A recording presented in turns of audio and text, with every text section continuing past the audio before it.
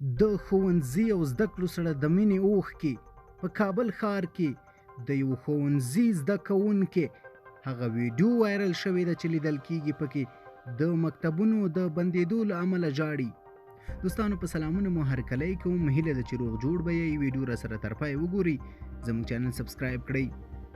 د طالبانو لخوا د خپلو ژمنو ماتول.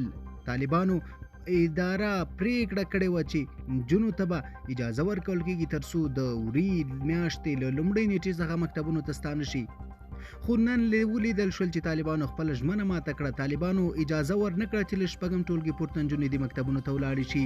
په کابل ښار کې د یو ښوونځي دغه زده کوونکي چې په ویډیو کې لیدل کېږي ژاړي.